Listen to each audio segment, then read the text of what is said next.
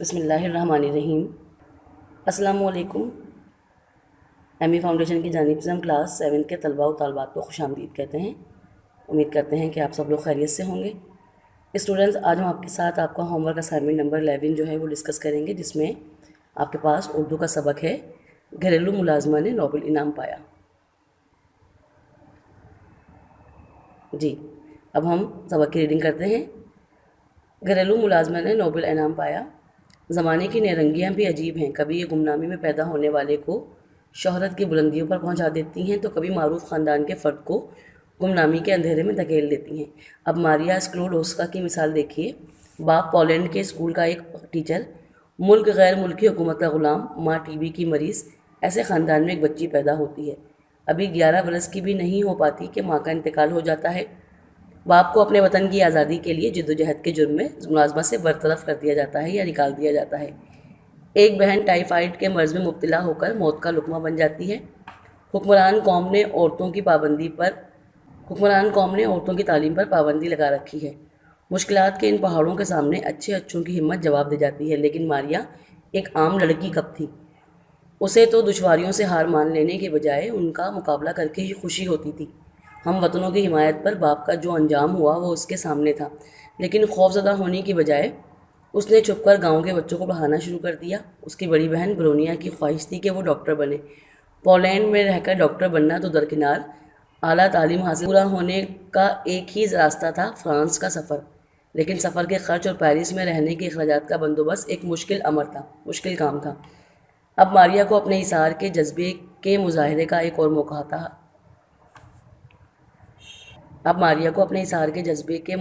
ایک اور موقع ہاتھ آیا۔ اس نے بہن کو فرانس بھیجنے اور تعلیمی اخراجات کا بار اٹھانے کی ذمہ داری اپنے سر لے لی۔ اس کام کے لیے اس نے شہر کے ایک کھاتے پیتے خاندان میں بچوں کی دیکھ بھال کے لیے ملازمت کر لی۔ البتہ بڑی بہن سے یہ وعدہ لیا کہ جب وہ تعلیم مکمل کر لے گی تو ماریا کو فرانس بلا لے گی۔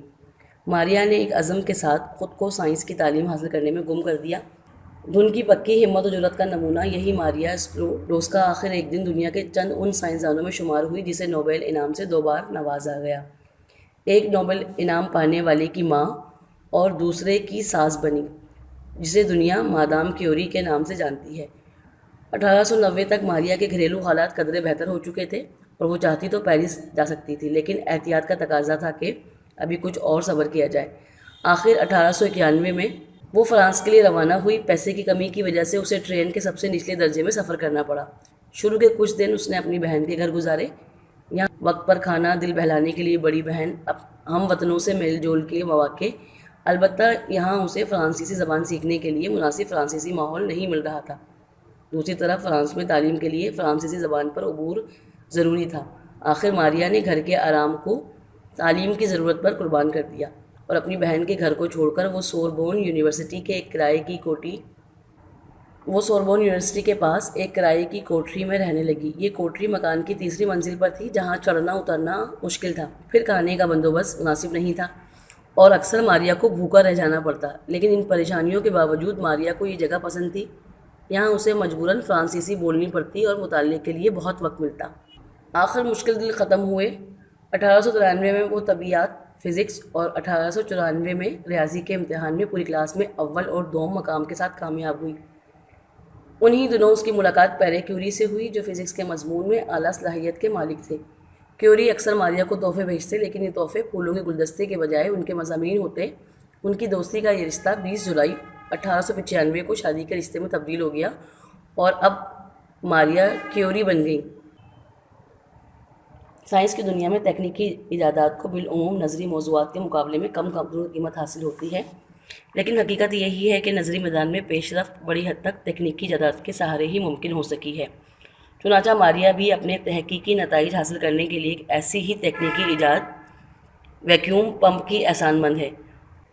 ویکیوم پمپ کی مدد سے تجربے کی بدولت کیتھیوڈ شعاع کی ماہیت کا پتہ چل پایا اور ایٹم کے ذرات، جنہیں الیکٹران کا نام دیا گیا، دریافت ہوئے۔ الیکٹران باہم پیوست ہو کر آخر کیوں کر ایٹم کی صورت اختیار کرتے ہیں؟ تجربے اور جستجو کی اسی راہ پر روجنٹن نے ایکس رے کی دریافت کی اور اپنی بیوی کے ہاتھ کی اندھیرے میں ایسی تصویر کھینچی جس میں صرف ہڈیاں اور انگلی کی انگوٹھی نظر آتی تھی۔ سائنس کی دنیا میں اس تصویر کا مقام مونا لیزا کی تصویر سے کم اہم نہیں۔ طبیعیاتی تحقیق کے میدان میں یہ وہ دور تھا جب شعاعوں کی ماہیت کو سمجھنے کی کوشش سائنسدانوں کا مرغوب مشغلہ تھا۔ ماریا نے بھی اسی میدان میں مزید تحقیق کرنے کا ارادہ کیا۔ میاں بیوی نے تابکاری کے اس نئے عنصر کی مناسب مقدار حاصل کرنے کے کام کو روایتی ڈھنگ سے کرنے کا فیصلہ کیا۔ انہوں نے بوہیمیا کی کانوں سے یورینیم کی چھنی ہوئی کئی ٹن راکھ حاصل کی اور اس میں سے نئے مادے کے علیحدہ کرنے کا صبر آزما کام شروع کیا۔ اپنے اس کام میں دھن کے پکے یہ دونوں سائنسدان 4 برس تک لگے رہے۔ اسی دوران ماریا کی بڑی بیٹی ایرین پیدا ہوئی۔ اپنے تجرباتی کام کو یہ دونوں سائنسدان اپنے مکان کے صحن میں ایک شیڈ کے نیچے کرتے تھے، اور یہ شیڈ اتنا خراب تھا کہ اس میں سے پانی ٹپکتا رہتا تھا۔ ماریا بالٹی بھر بھر کر راکھ لاتی اور اسے بڑے پتیلے میں پکاتی۔ پیرے کیوری حاصل شدہ فضلے پر تجربے کرتے۔ چھت میں دودھ کش یعنی دھواں دان نہ ہونے کی وجہ سے پکاتے وقت نکلنے والی گیس ان کے جسم میں داخل ہو رہی تھی، لیکن دونوں اس کے مضر اثرات سے بے خبر تھے۔ اس گیس کے ذریعے سے ان کے جسم میں داخل ہونے والی ریڈیو ایکٹیویٹی بڑی حد تک آگے چل کر پیرے کیوری، مادام کیوری اور ان کی بڑی بیٹی ایرین کی موت کا سبب بنی۔ دوسرے لفظوں میں یہ تینوں افراد سائنسی تحقیق کے شہید کہے جا سکتے ہیں۔ انہوں نے اپنے تجربات کے نتائج ایک ڈائری میں لکھے، لیکن بہر شوق مشکل کے ان ایام کے بارے میں مادام کیوری لکھتی ہیں کہ بے سر و سامانی کا یہ دور ان کی زندگی کا سب سے خوشیوں بھرا دور تھا۔ مارچ 1902 میں آخر کار وہ خالص اس مادے کو اتنی مقدار میں علیحدہ کرنے میں کامیاب ہو گئے جس کا ایٹمی وزن معلوم کیا جا سکے۔ یہی وہ مادہ تھا جو آگے چل کر کینسر جیسے موذی مرض کے علاج میں معاون ہوا۔ نوبل کمیٹی نے میاں بیوی کو 1903 میں ان کی اس تحقیق کے لیے نوبل انعام کا مستحق قرار دیا۔ ان کی یہ دریافت نظری طبیعیات کے میدان میں ایک سنگ میل ہے۔ اب یہ بات صاف ہو گئی کہ ایٹم کے اندر ایک قوی عمل واقع ہوتا رہتا ہے۔ اس سمت میں اور زیادہ تحقیق کی بدولت رودرفورڈ فورڈ نے گاما اور بیٹا شعاعوں کی نشاندہی کی۔ سچ ہے انسان میں اگر سچی لگن ہو تو غلامی کا ماحول، سہولیات کی کمی، صبر آزما حالات، یہ سب چیزیں راہ میں رکاوٹ کے بجائے کامیابی کی منزل کا زینہ بن جاتی ہیں اور ہم منزل مقصود تک پہنچنے میں کامیاب ہو جاتے ہیں۔ ماریا کیوری کی زندگی ہمارے لیے ایک ایسی ہی مشعل راہ ہے۔ جی اسٹوڈنٹس، سبق کی ریڈنگ کے بعد اب ہم ڈسکس کرتے ہیں آپ کا ہوم ورک اسائنمنٹ نمبر 11 کہ آپ نے کس طریقے سے یہ کام کرنا ہے۔ سب سے پہلے دن کا کام ہے آپ کے پاس سبق گھریلو ملازمہ نے نوبل انعام پایا کی ریڈنگ کریں۔ دوسرے دن کا کام ہے آپ کے پاس مندرجہ ذیل الفاظ کے معنی تحریر کریں۔ تیسرے دن کا کام ہے آپ کے پاس مختصر سوالات کے جوابات تحریر کریں۔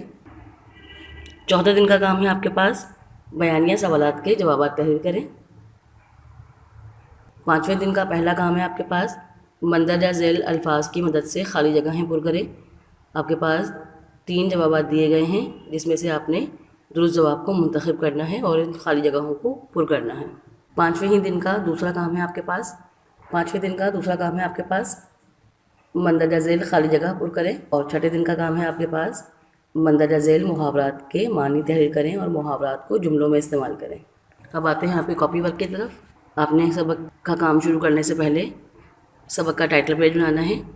نکات دوم اسائنمنٹ نمبر 11 درجہ ہفتم سبق گھریلو ملازمہ نے نوبل انعام پایا۔ پہلے دن کا کام یعنی ریڈنگ کرنے کے بعد آپ نے دوسرے دن کا کام کرنا ہے۔ آپ نے الفاظ کے معنی تحریر کرنے ہیں اپنی کاپیز میں۔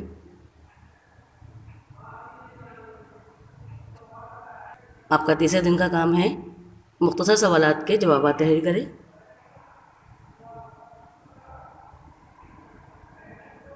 چوتھے دن کا کام ہے آپ کا بیانیہ سوالات کے جوابات تحریر کریں۔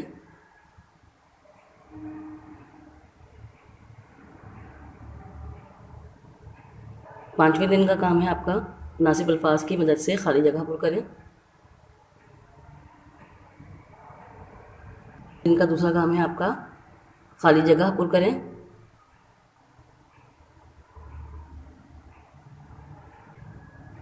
چھٹے اور آخری دن کا کام ہے آپ کا مندرجہ ذیل محاورات کے معنی تحریر کریں اور اپنے جملوں میں استعمال کریں۔ آپ کے سامنے محاورات اور ان کے معنی اور جملے جو ہیں وہ تحریر کر دیے گئے ہیں۔ آپ بالکل اسی طریقے کے مطابق اپنی کاپیز میں کالم بنا کر جو ہے وہ اس کام کو مکمل کرنا ہے۔ اب آپ سے ملاقات ہوگی آپ کے اردو کے اگلے اسائنمنٹ میں، تب تک اپنا بہت خیال رکھیے گا۔ اللہ حافظ۔